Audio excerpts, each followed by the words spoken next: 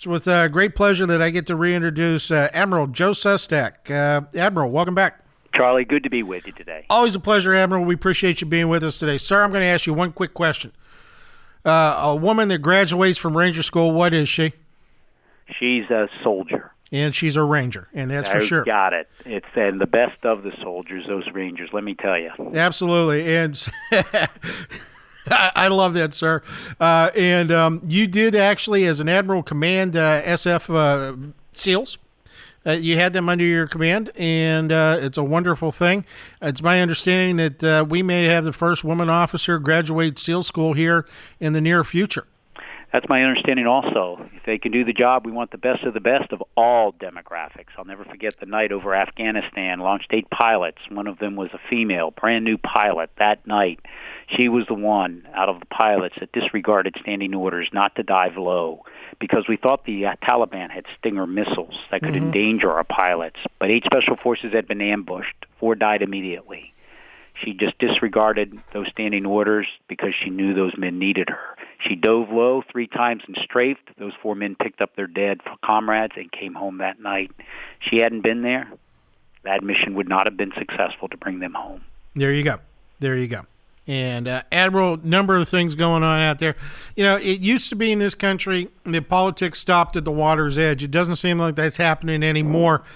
I got to tell you, I have some issues and some problems with some fellow veterans and some politicians that have served in the way that they're talking about what's going on in Iran with that deal.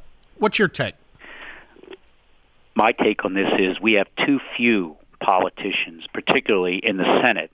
They're almost absent, that understand military policy adjoining foreign policy. Too many people think it's just about using your military as though it's the first option out there. My take is that the military option is always on the table, but it's on the back of the table. And that way a military, when used, can stop a problem. We can't fix a problem. Does anybody think we've fixed Iraq? And so if you can stop the nuclear program, the nuclear weapons program of Iran, by a arrangement, an accord, why not see if you cannot make that work before you use our military to strike? I think it's just a serious absence of experience, deep experience in military affairs and foreign policy that we don't have senators that were able to, step across that stage and speak soundly and wisely about the use of our military. Admiral, you have a key understanding of terrorism. You were the first director of Deep Blue, the Navy's anti-terrorist organization and unit. You were right there for all of everything that needed to be going on with the global war on terrorism, and we appreciate not only just your military service but that extra step. I look at it like this: that if we don't have a deal, we are going to have to go in. And we're going to have to solve it militarily. And I don't think that those persons that are being so flippant about this really have any kind of concern because of sending military in.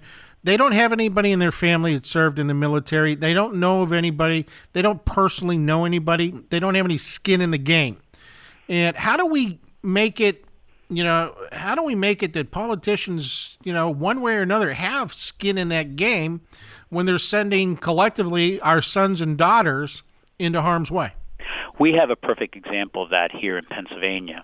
Senator Toomey, when he was a congressman, voted to send us to war. In fact, he came out to my aircraft carrier battle group after I came out of that short mission on the ground in Afghanistan. And he visited the carrier battle group on a congressional junket, told the sailors they were doing well, the SEALs that were on it, the pilots that we had. Then he came home as a congressman, and he voted against every Veterans Affairs bill that we have had since he was a congressman up through December. He voted to fund Veterans Business Outreach Centers.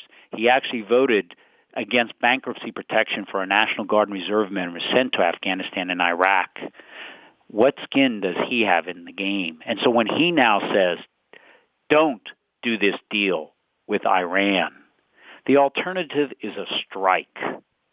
And for those that are in the military, we know that this strike will make the aftermath of Iraq look like a cakewalk. The Iranians have hundreds of missiles that can rain down on Israel, Saudi Arabia, where our troops are in Bahrain and the United Arab Emirates. Our ships will have to pull out of the Persian Gulf as thousands of mines are laid to close that strait, as where 20% of the world's oil comes from. Can we do it? Sure, we can do it, but it will take us weeks to months to beat down those missiles and then get in, and we can only stop their nuclear program for 4 years. And then will Senator Toomey once again vote against our veterans when he comes home? If this is looking out for veterans, I hate to see what Senator Toomey would do if he wasn't. There you go.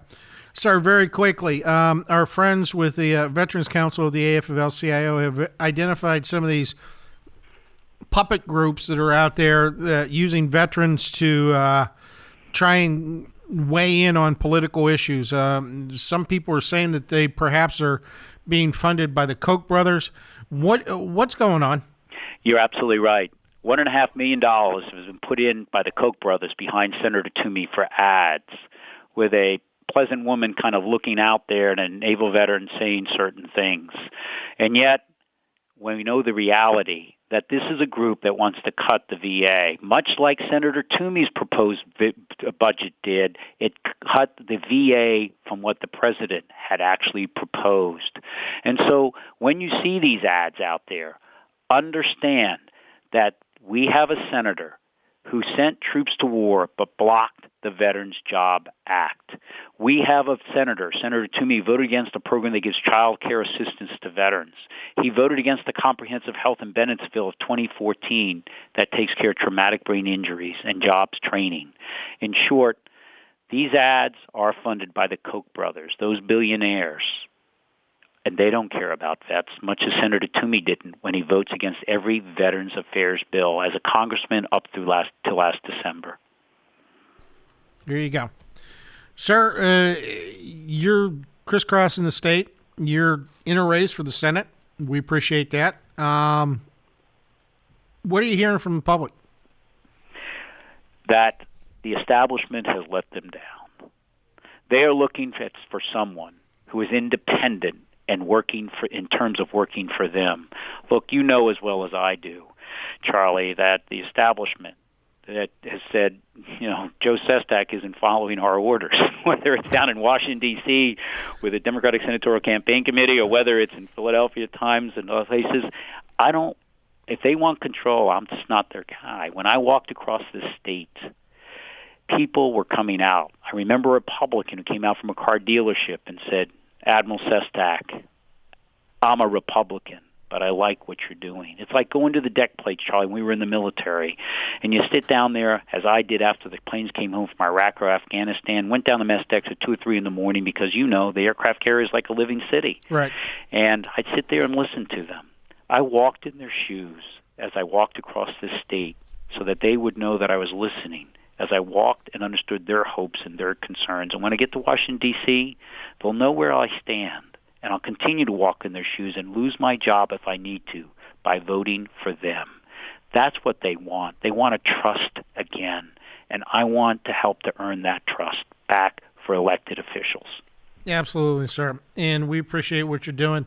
Next time we get you on, I'd like to talk about the VA hospitals and the attacks on the VA hospitals as a whole. Have there been some problems? Yeah. Have they been fixed? We're working on it.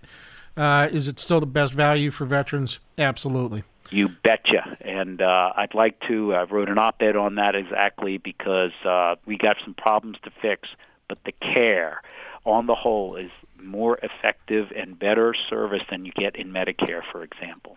Yeah, absolutely. Sir, it's always a pleasure. We appreciate it. How do we find out more about you? If you would go to my website, joesestak.com. That's joesestak.com. Sestak is spelled S-E-S-T-A-K. Or Charlie, as you and I know, Sierra Echo Sierra, Tango Alpha Kilo. Roger that, sir. Loved those days, didn't we? Yeah, absolutely.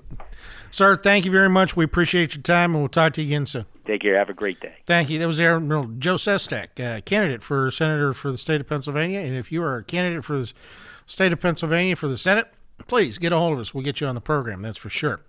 Even you, Mr. Toomey. Just saying. I'm Charles Showalter. You're listening to the Union Edge Laborers Talk Radio.